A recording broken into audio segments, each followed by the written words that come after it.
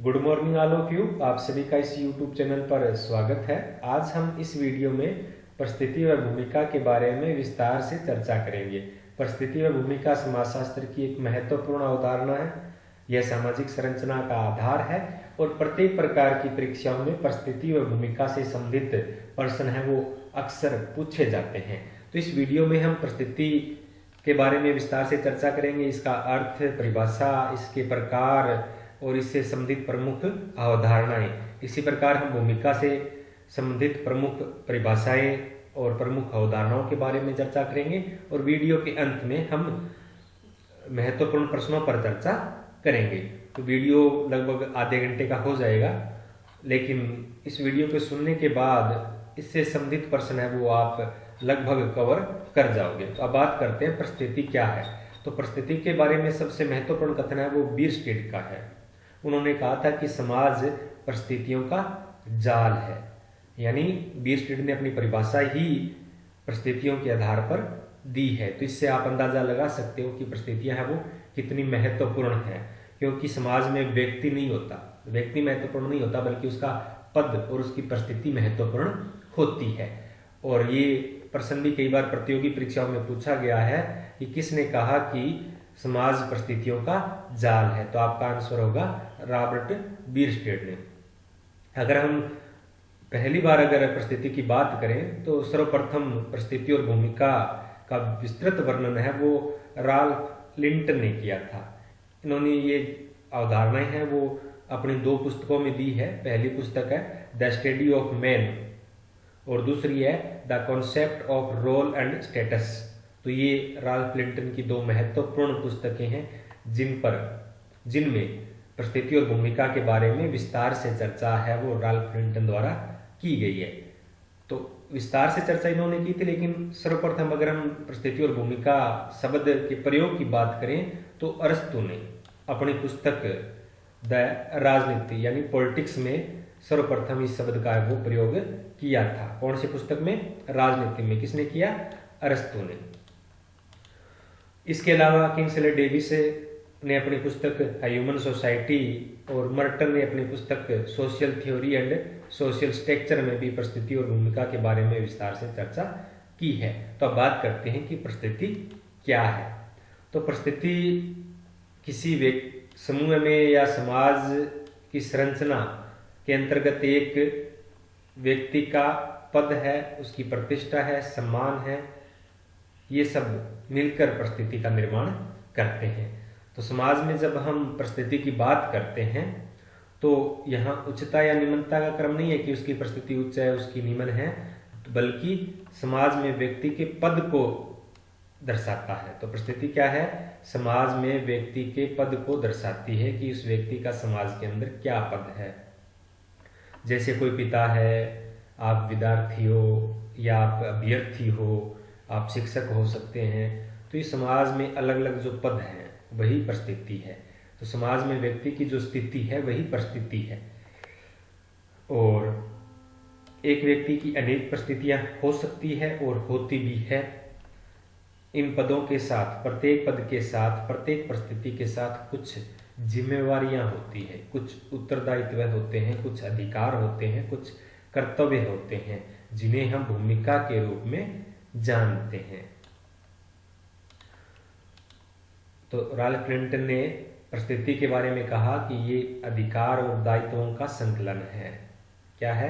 अधिकार और दायित्वों का संकलन है, यानी अधिकारों और कर्तव्यों का संकलन है, जबकि परिस्थिति भूमिका है वो परिस्थिति का गत्यात्मक पक्ष है, यानी दूसरा पहलू है। ये राल्फ लिंटन ने कहा था। अब बात करते हैं कि परिस्थिति की परिभाषाएं कौन कौन सी है। तो प्रत्येक समाजशास्त्री या सामाजिक विचारक है एक ही बात को अलग अलग तरीके से कहते हैं। तो परिस्थिति अपने को पता चल गया कि समाज में व्यक्ति का एक पद है वो परिस्थिति है, लेकिन इसको बताने का अलग अलग तरीका है और ये तरीके हमें याद करने पड़ेंगे, क्योंकि परीक्षाओं में अक्सर इनसे संबंधित वो प्रश्न पूछ लिए जाते हैं कि किसने कहा कि परिस्थिति ये है। तो हम यहाँ मुख्य से 4 या 5 परिभाषाएं लेते हैं। तो पहले बात करते हैं एलियट व मेरिल की। तो इलियट व मेरिल के अनुसार परिस्थिति व्यक्ति का वह पद है जिसे व्यक्ति किसी समूह में अपने लिंग, आयु, वर्ग, व्यवसाय, विवाह आदि प्रयत्नों के कारण प्राप्त करता है। तो यहाँ मुख्य रूप से क्या है कि व्यक्ति अपनी आयु, लिंग, व्यवसाय आदि के आधार पर जो पद प्राप्त करता है उसे परिस्थिति कहते हैं। ये किसने कहा? इलियट व मेरिल ने कहा था। आप इनको नोट कर लो अपनी डायरी में, क्योंकि ये परिभाषाएं हैं वो इतनी आसानी से याद नहीं रहती है। और मुख्य रूप से हमें जो इनकी मैंने ये रेड अक्षर कर रखे हैं ये इनके कीवर्ड्स हैं, इनके आधार पे हम परिभाषाओं को याद कर सकते हैं। इसी प्रकार लिंटन ने क्या कहा? किसी सामाजिक व्यवस्था विशेष में किसी विशेष समय में एक व्यक्ति जो स्थान प्राप्त करता है, जो पद प्राप्त करता है, वही उस व्यवस्था में व्यक्ति की परिस्थिति है। तो लिंटन की मुख्य परिभाषा में क्या विशेषता है? किसी समय विशेष में व्यक्ति का जो स्थान है वो उसकी परिस्थिति है। इसी प्रकार आगब्रन व निमकोम ने क्या कहा है कि परिस्थिति की सबसे सरल परिभाषा यह है कि यह समूह में व्यक्ति के पद का प्रतिनिधित्व करती है। समूह में व्यक्ति के पद का प्रतिनिधित्व करना परिस्थिति है। यानी समूह में व्यक्ति का क्या पद है, उसका प्रतिनिधित्व है, वो परिस्थिति कहलाती है। जैसे आप अपने ससुराल में जाते हैं या अपने मायके में महिलाएं जाती है या ननिहाल में जाते हैं, तो उस समूह में आपकी परिस्थिति है वो बदल जाती है, पद है वो बदल जाता है। तो उस समूह विशेष में, उस स्थान में, उस समय पर जो पद होता है वही परिस्थिति है, ऐसा आगब्रन व निमकोम का कहना है। इसी प्रकार बीरस्टेड ने कहा है कि सामान्यतः एक परिस्थिति समाज या समूह में एक पद है। किंग्सले डेविस ने क्या कहा है कि परिस्थिति किसी भी सामान्य संस्थात्मक व्यवस्था में किसी पद की सूचक है। ऐसा पद जो समाज द्वारा स्वीकृत है, जिसका निर्माण स्वतः ही हुआ है और जो जनरीतियों में रूढ़ियों से संबंध है। तो यहाँ किंग्सले डेविस की परिभाषा में क्या अलग बात है कि ये जो पद है वो क्या है? जनरीतियों एवं रूढ़ियों से संबंधित है। ये इसकी परिभाषा में अलग बात है। तो ये कीवर्ड्स होते हैं, इनके आधार पे हम परिभाषाओं को याद कर सकते हैं। बाकी तो ये परिभाषाएं एक जैसी है, क्योंकि सब परिभाषाओं को हम नोट करेंगे तो सब में एक शब्द आया पद है। समाज में, समूह में व्यक्ति का पद है वही परिस्थिति है। इसको कहने का तरीका है वो अलग अलग है। अगर हम अब प्रकार की बात करें कि परिस्थिति के प्रकार कितने हैं, तो मुख्य रूप से परिस्थिति के 2 प्रकार है, वो राल्फ लिंटन ने बताए थे अपनी पुस्तक the study of the man, जो इस प्रकार से है। पहला जो प्रकार है वो है प्रदत्त परिस्थिति है और दूसरा है वो अर्जित परिस्थिति है। जैसा कि नाम से पता चलता है, प्रदत्त यानी किसी द्वारा दिया हुआ, अपने आप प्राप्त नहीं होता है। तो व्यक्ति को समाज में स्वतः ही आयु के कारण, लिंग के कारण, नातेदारी के कारण, परंपरा, जाति, प्रजाति आदि के कारण जो स्थान प्राप्त होता है, जिसके लिए व्यक्ति कोई विशेष प्रयास नहीं करता है, उसे प्रदत्त परिस्थिति कहते हैं। तो इसमें मुख्य रूप से बात क्या है? जैसे लिंग के कारण, नातेदारी के कारण कोई जन्मते ही चाचा बन जाता है, कोई बेटा बन जाता है, कोई भतीजा बन जाता है।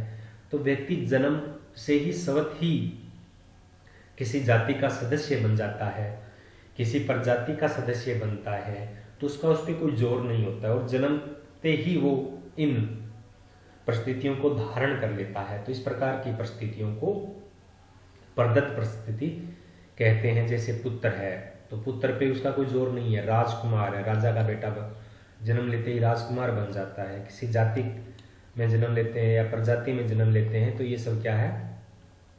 परिस्थितियां हैं।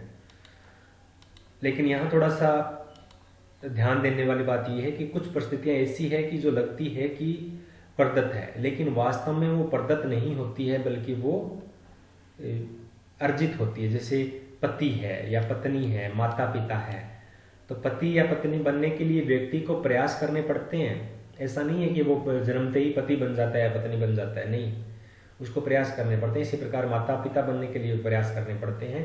तो ये कुछ परिस्थितियां ऐसी है जो देखने में प्रदत्त लगती है, लेकिन वास्तव में ये प्रदत्त नहीं बल्कि ये अर्जित होती है।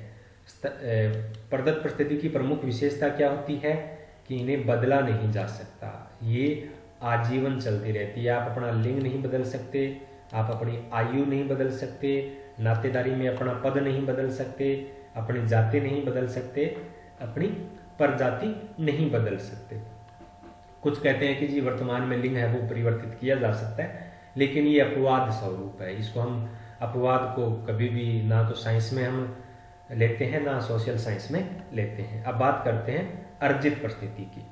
तो अर्जित परिस्थिति वह होती है जिसके लिए व्यक्ति को परिश्रम करना पड़ता है और उसके लिए उसमें विशेष योग्यता की भी आवश्यकता रहती है, जैसे शिक्षक है, पति है, कोई अधिकारी बनना है।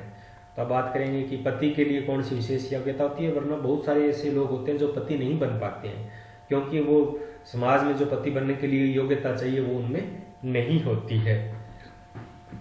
और ये क्या है कि योग्यता और गुणों के आधार पर अर्जित की जाती है और ये बदलती भी रहती है।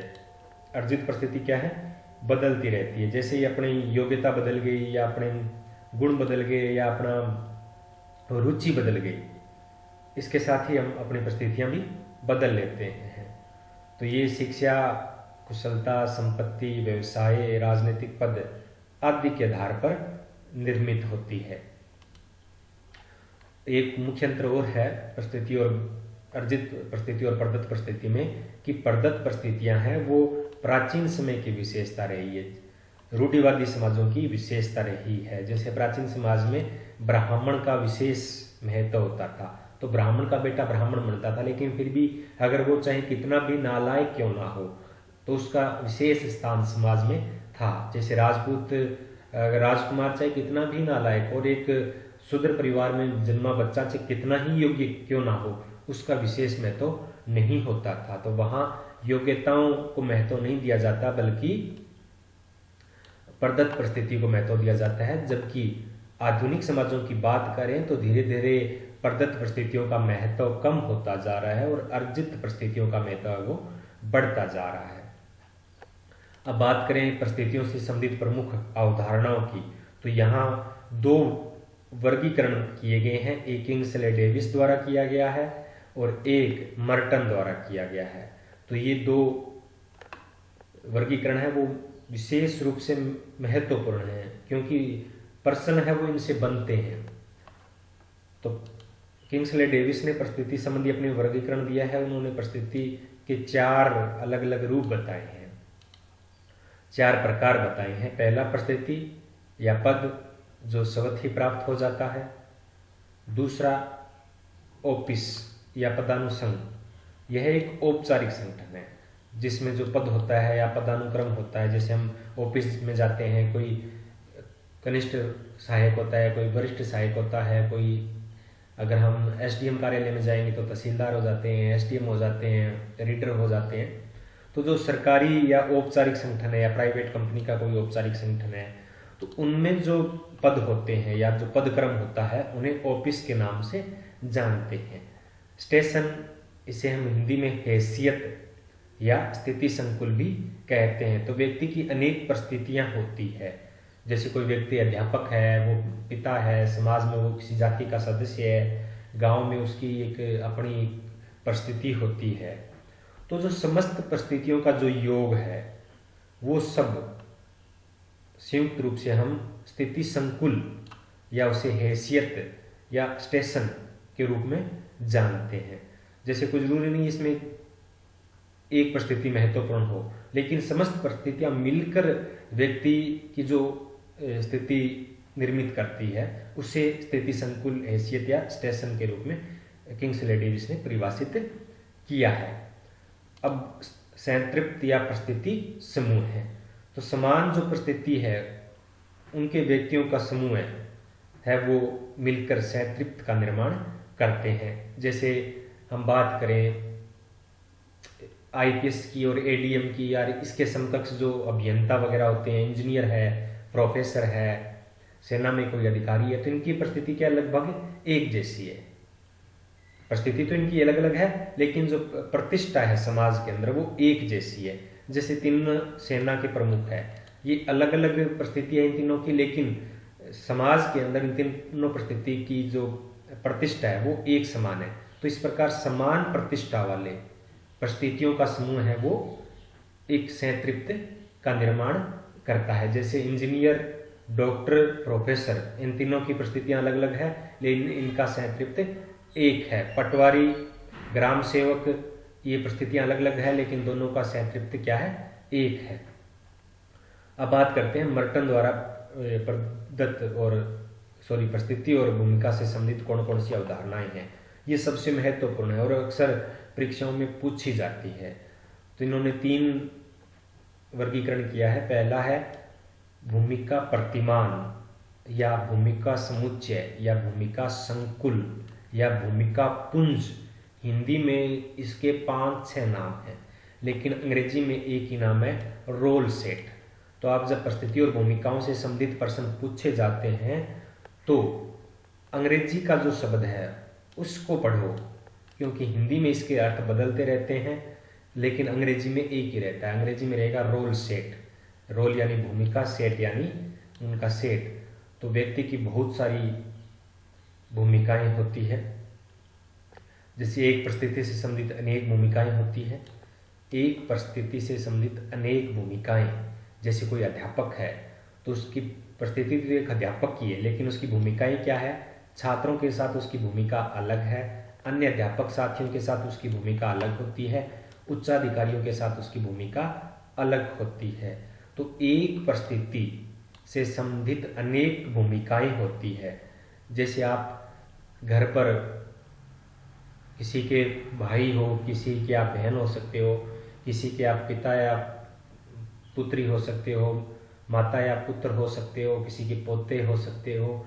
तो ये अलग अलग परिस्थितियां हैं। लेकिन जब एक परिस्थिति से संबंधित अनेक भूमिकाएं हो जाती है तब वो भूमिका प्रतिमान का निर्माण करते हैं।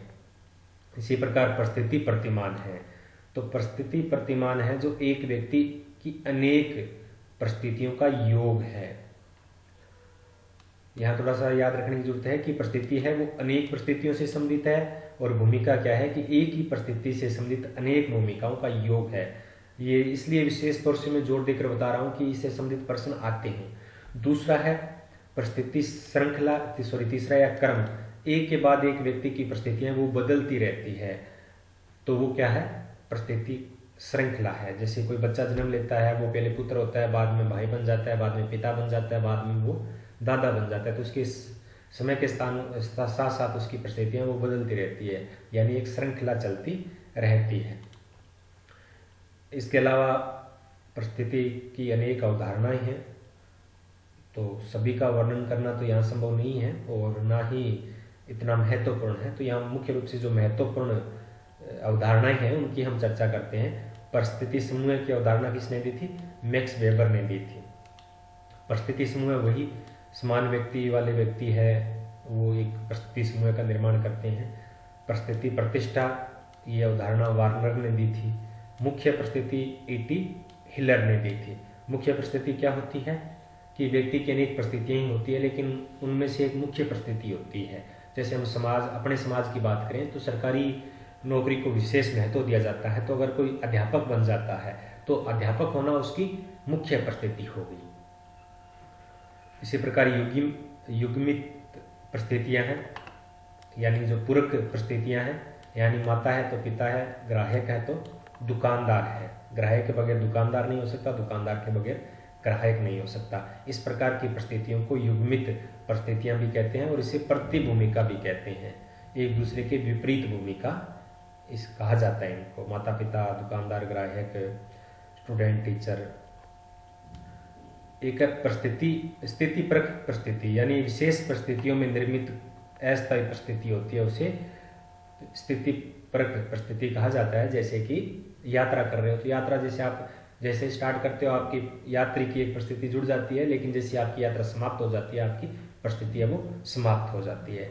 अब 2 महत्वपूर्ण अवधारणाएं और है, परिस्थिति तनाव एवं भूमिका तनाव। परिस्थिति तनाव और भूमिका तनाव, तो ये महत्वपूर्ण है। थोड़ा सा मामूली सा इनमें अंतर है, वो आपको देखने की जरूरत है। जब दो भिन्न परिस्थितियों के कारण अगर द्वंद्व की स्थिति बनती है, संघर्ष की स्थिति बनती है, तो उसे परिस्थिति तनाव कहते हैं। जैसे एक जज है, वो अपने पुत्र को अगर सजा सुनाता है, उसका पुत्र कोर्ट में आ जाए, तो उसकी दो परिस्थितियां होगी, एक तो वो पिता है, एक वो जज है।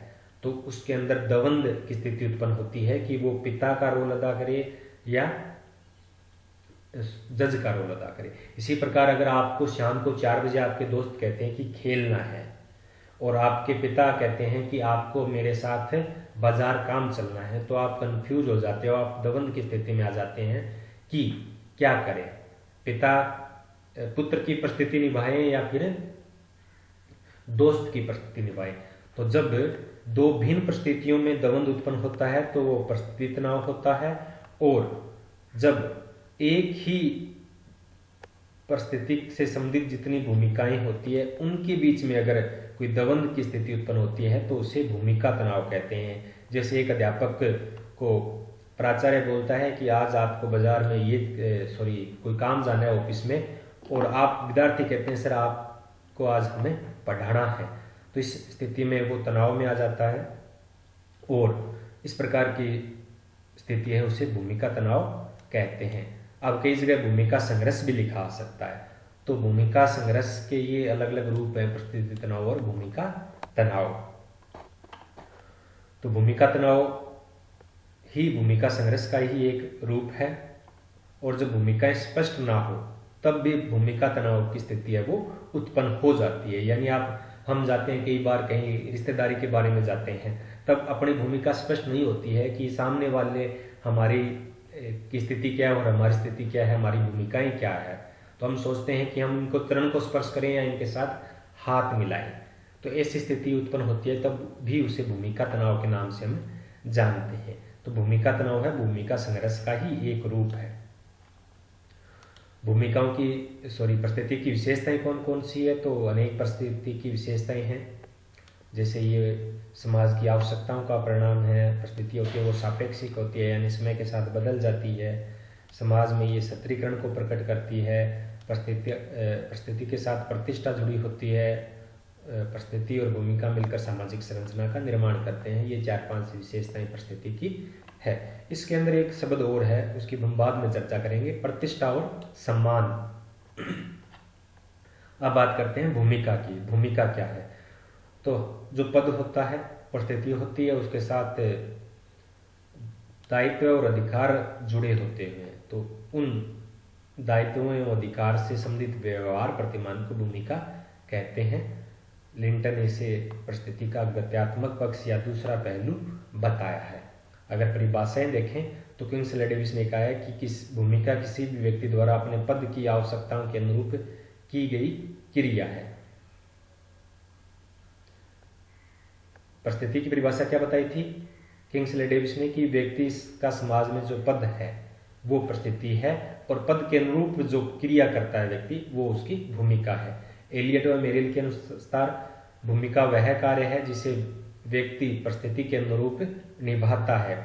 फेयरचाइल्ड के अनुसार भूमिका किसी भी व्यक्ति का समूह में अपेक्षित व्यवहार है जो समूह या संस्कृति द्वारा परिभाषित होता है। आकबर्न और लिंकन के अनुसार भूमिका एक समूह में विशिष्ट पद से संबंधित सामाजिक प्रत्याक्षों और व्यवहार प्रतिमानों का योग है। इसमें कर्तव्य और अधिकार दोनों जुड़े हुए होते हैं। अब भूमिकाओं से संबंधित प्रमुख अवधारणाएं कौन कौन सी है?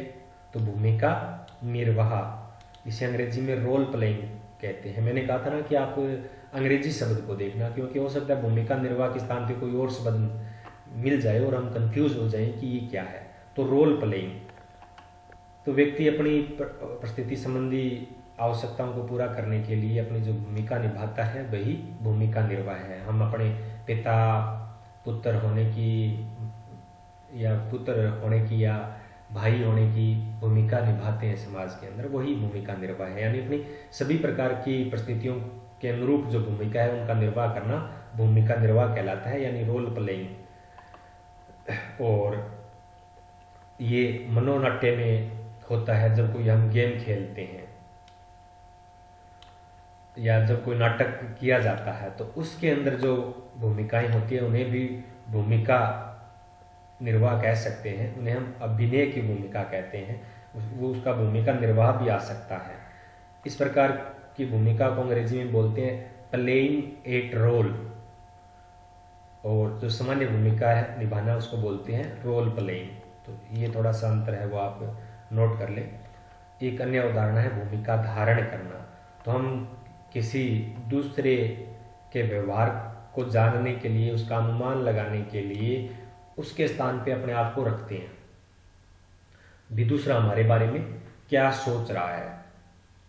तो ये जो दृष्टिकोण है उसे भूमिका धारण कहते हैं, इसे रोल टेकिंग कहते हैं।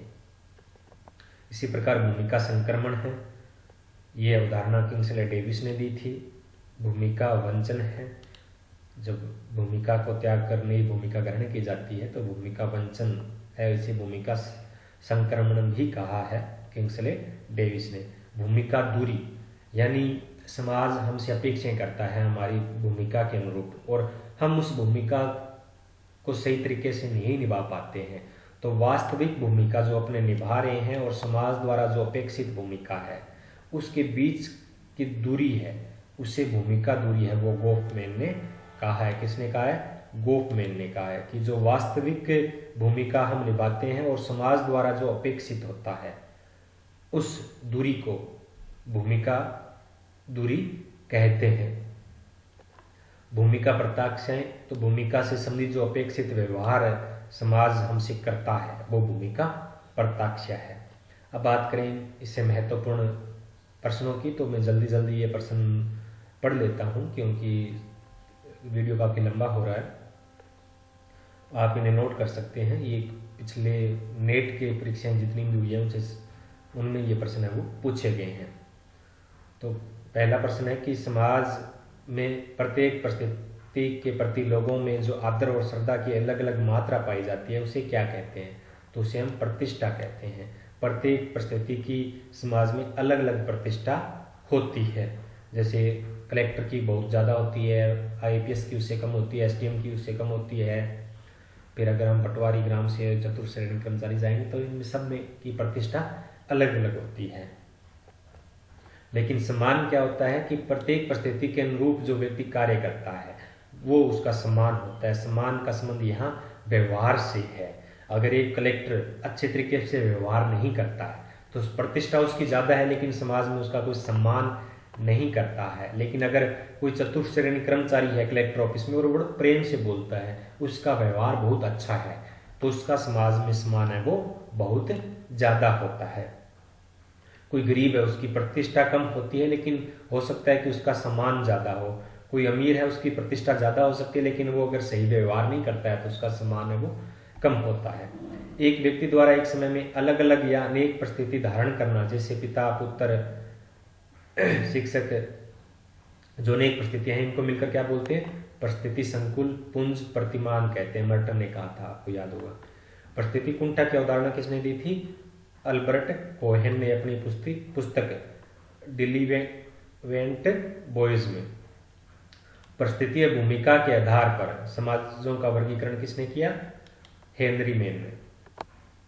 भूमिका का वर्गीकरण संबंधात्मक और गैर संबंधात्मक भूमिकाओं में किसने किया? राल्फ नाडेल ने किया था।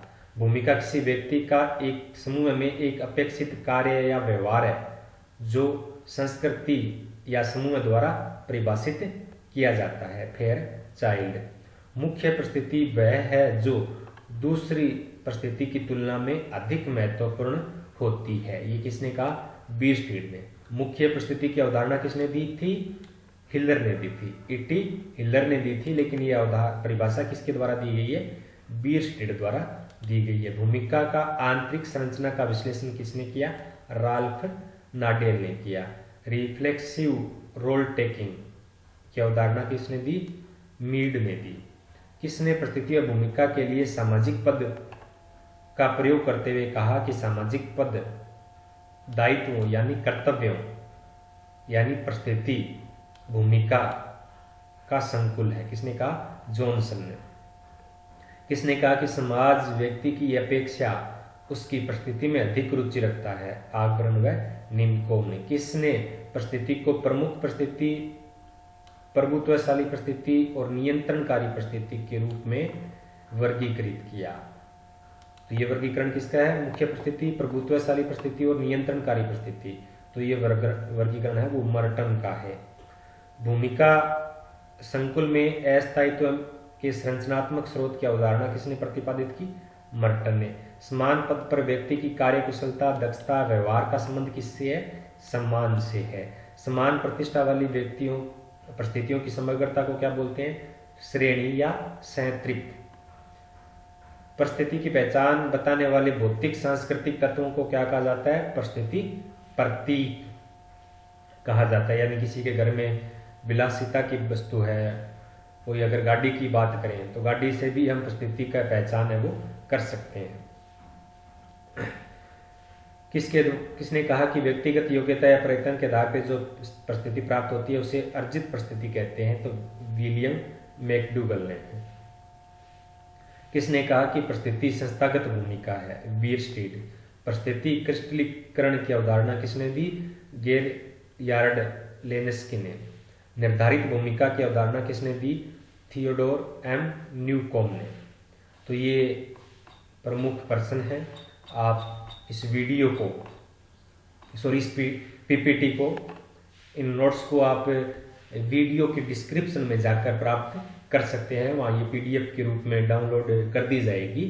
और वीडियो अगर आपको पसंद आया हो तो वीडियो को लाइक करें, चैनल को सब्सक्राइब करें। धन्यवाद।